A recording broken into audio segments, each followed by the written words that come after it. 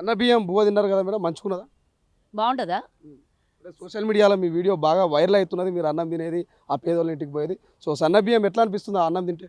నేను ఎలాగో తిన్నా, కానీ ఎవరింటికైతే వెళ్ళి తిన్నామో వాళ్ళ కళ్ళల్లో ఆనందం చూస్తాం కదా మేము. అది కదా కావాల్సింది. మరి ఎందుకు హరీష్ రావు 40% నూకలు ఉన్నాయి సన్న బియ్యంలో అని కామెంట్ చేస్తున్నాడు? నిజంగా 40% నూకలు ఉన్నాయి సన్న బియ్యంలో? నాచినేనయ్య అయితే అంగన్ తేడా అన్నాడంట. నీకు ఇయ్యని శాత కాలేదు, నీ మన్మరాలు మీ కేసీఆర్ మన్మరాలు మన్మడు ఇద్దరు తినే బియ్యం అందరికి పెడతాను, అది శాత కాలేదు. మేము చేసినట్టు 40% ఉన్నాయి, 20% ఉన్నాయి. నీకు కనీసం వడ్లు పండిస్తే వరేస్తే ఉరి అన్నావు నువ్వు. ఈరోజు అదే వడ్లు పండించిన రైతుల దగ్గర నుంచి ప్రభుత్వం కొనుక్కొని ఈరోజు సన్నబియ్యం పెడుతుంది. 4 కోట్ల మంది కూడా పూర్తి స్థాయిలో అందరు సన్నబియ్యమే తినాలి అని, అందరు సమానంగా ఉండాలి, భూమి మీద పుట్టినోనికి సమాన హక్కులు ఉంటాయి, ఓటు హక్కు ఎట్లయితే సమానం ఉందో గొప్పనికైనా పేదోనికైనా అని ఈరోజు అందరు సమానంగా కడుపు నిండా అన్నం తినాలి అని అంటే అందరు సమాన స్థానంలో పేదోడు పైసలు పెట్టి కొంటే గొప్పోడు పైసలు పెట్టి కొంటే పేదోనికి ప్రభుత్వం ఉచితంగా ఇచ్చి అందరికీ సమానంగా బువ్వ పెడుతున్నది కదా. కాబట్టి కడుపుల మంట ఏదన్నా ఒకటి చేత కాకపోతే సీతారామ అన్నారట. వాళ్ళకి ఎట్టకు చేత కాదు కదా, వాళ్ళకి చెయ్యని చేత కాలేదు, మేము చేసినాము. ఆ చేసిన దానికి ఏదన్నా ఒక వంక పెట్టాలి కదా.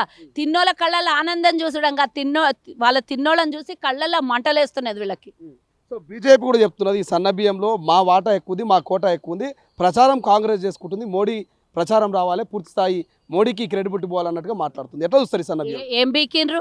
11 ఏళ్ల నుంచి మీరే ఉన్నారు కదా కేంద్రంలో. మీకు ఎవరన్నా సన్నబియ్యం ఇస్తే ఆపిర్రా? తెలంగాణలే కదా, భారతదేశం మొత్తం ఇవ్వండి, భారతదేశం ప్రజలందరూ ఆనందంగా ఉంటారు. ఇంకా మేము ఎక్కువ పండిస్తున్నాం తెలంగాణలో. ఆ వడ్లు కొనుండి, ఆ బియ్యం ఆడిచ్చుండి, వడ్లు కొని బియ్యం చేయండి, బియ్యం చేసి దేశం మొత్తం ఇవ్వండి. ఎవడన్నా వద్దంటున్నాడు. మరి మేమీడ ఇస్తే మా వాటా అంటున్నాడు.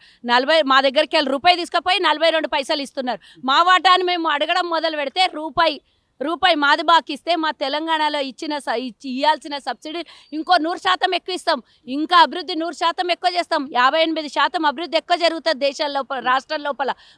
మా పైసలు తీసుకొని పోయి మేమిస్తున్నాం అంటాం. ఇప్పుడు కాదు, 1956 తర్వాత ఎప్పుడైతే రాజ్యాంగం అమల్లోకి వచ్చిందో ఆ తర్వాత ఏర్పడినటువంటిది ఇది. కాంగ్రెస్ హయాంలో కేంద్రం రాష్ట్రాలకు సపోర్టుగా ఉండాలి అని సబ్సిడీ రూపంలో ఇచ్చేదానికి కేంద్రం వాటా ఉండాలి అని ఆ రోజు రేషన్ కార్డులు తెచ్చింది మేమే, రేషన్ డీలర్లు ఇచ్చింది మేమే, రేషన్ ఇవ్వడం మొదలుపెట్టింది దేశవ్యాప్తంగా మేము అమల్లోకి తెచ్చినటువంటి పథకాన్ని మేము చేస్తాం గొప్పలు చెప్పుకున్నాడు పెద్దరికం అంటారా? మేమిచ్చిన డబ్బులు తీసుకొని పోయి మాకిచ్చుకుంటా 10,000 కోట్లు ఏం పెద్ద గొప్పతనమా? మేము ఈరోజు లక్షల కోట్ల రూపాయలు తెలంగాణ నుంచి పంపిస్తున్నాం. మాకు సెస్ రూపంలో పెట్రోల్ డీజిల్ మీద వసూలు చేస్తున్నాం. ఆ సెస్ ఎందుకు వేస్తున్నాం? మొన్న 2 రూపాయలు పెంచినాం, మా మీద సెస్ ఎందుకు వేస్తున్నాం? ఆ సెస్ వేయకుండా మా పైసలు మాకి. ట్యాక్సులు ఈరోజు పెట్రోల్ డీజిల్ మీద వచ్చే ట్యాక్సులు ఎంత పోతున్నాయి మీకు? ఈరోజు నిత్యావసరాల సరుకుల మీద ట్యాక్సులు ఎంత పోతున్నాయి నీకు? ఆ పైసలన్నీ మాకు వాపసి. ఇవి 58% వాటా కాక సెస్సుల మీద వసూలు చేసే డబ్బులు ఇంతగానం ఉన్నాయి కదా, అవన్నీ మా పైసలు మాకి. మీకు అసలు కేంద్రానికి మేము ఇచ్చేది లేదు, తీసుకునేది లేదు, తూతూ చీచి అందాం మీకు. మా వాటా మాకు ఇచ్చేసేయండి, మీరు అసలు తీసుకుపోకండి. మేము ఆపేసిమెంట్ ఏం చేస్తారు? సెంట్రల్ జిఎస్టీ ఆపేసిమెంట్ ఏం చేస్తారు? మొత్తం మా పైసలు మాకు ఇచ్చేస్తే మా తెలంగాణ మేము కట్టిన పైసలతో మేమిచ్చినాం అని మురవడం ఏంది? పక్కింటోని పుట్టిన పిల్లలు నా పిల్లలు అన్నట్టు అయిపోయి మా రాష్ట్రం నుంచి తీసుకొని పోయి పక్క రాష్ట్రాలకు మేపుతున్నారు మీరు. అటు బీహారు, ఇటు ఉత్తరప్రదేశ్ 800 వాళ్ళు 1 రూపాయి ఇస్తే 800 రూపాయలు ఇస్తున్నారు మాకు. ఇక్కడ మేము 1 రూపాయి ఇస్తే 42 పైసలు ఇస్తున్నారు. మేము మిమ్మల్ని మూతి మీద కొట్టాల్సింది పోయి ఉల్టా మోదీ బొమ్మ పెట్టాలనంట. ఎందుకు? ఫోటో పెడతాం, దండ కూడా ఇస్తాం. ఎవడొద్దన్నారు మీకు? కావాలనుకుంటే సిగ్గుండాల మాట్లాడేటప్పుడు.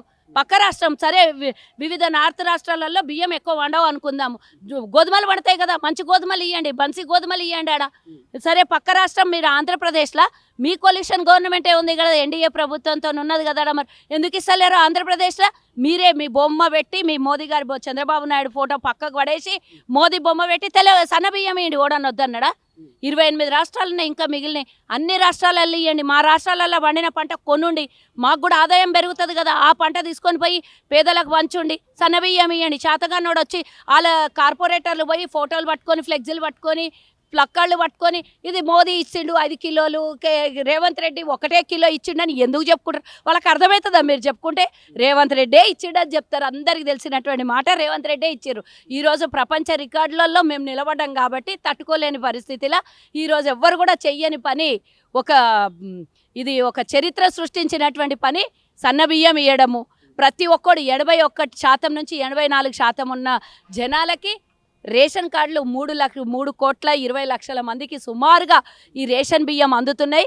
కడుపు నిండా తింటుర్రు. మళ్ళీ ఏమీ యాదు ఉండదు వాళ్ళకు. ప్రభుత్వం ఇచ్చినటువంటి చల్లని బియ్యం వండుకొని తింటున్నాం కాబట్టి వాళ్ళ మీద మైండ్ డైవర్షన్ చేయాలి.